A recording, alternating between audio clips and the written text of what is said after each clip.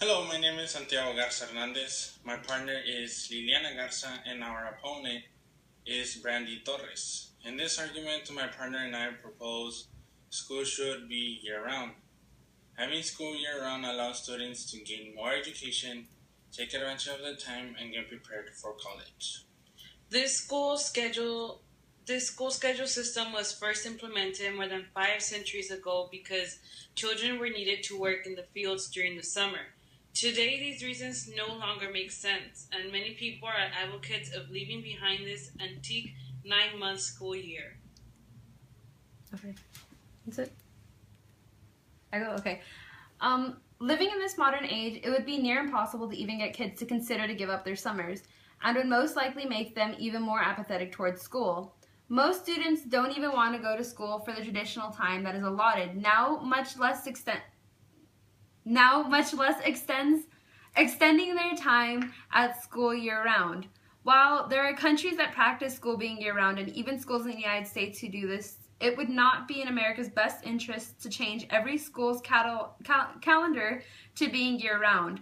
Studies that were done at Ohio State University stating that both reading and math test scores improved about the same amount for children in year-round schools as they did for students whose schools that follow a traditional 9-month calendar. So really, why would they want to change something that's not broken? If it's not having that much of an impact in the students' lives, it doesn't make sense to actually change everybody's calendar. So financially, the schools being year-round would take more of a toll on spending. These schools would have to pay for the for the staffs, the providing an environment in which the students would be able to learn, which would include light, heat, air conditioning, plumbing, and pay for school lunches and even transportation. This money could go to numerous other things, and while I'm not trying to say that these things aren't important, if we saved on year-round school, it could go to other academic needs.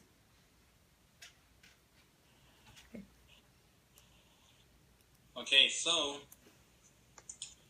according the 2 months break delays students from learning, and they forget 27% or more of what they've learned during the school year. And when students return from summer break, teachers spend the beginning of the school year reviewing the material that students learned in the previous school year, and which is a waste of time for both teachers and students.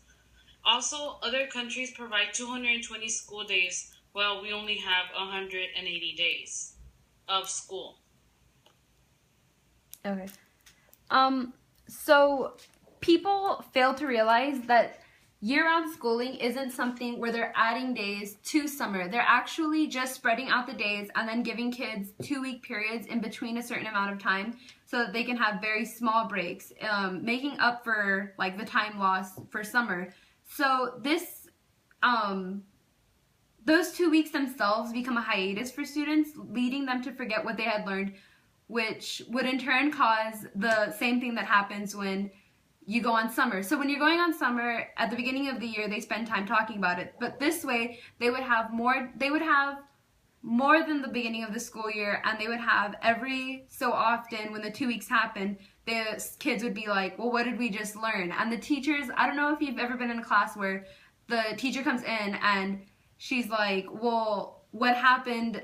I just taught you this before we went on break, and then the students are all forgetting and they don't remember, and they're saying that they never learned that. But actually, it's just from that 2-week period.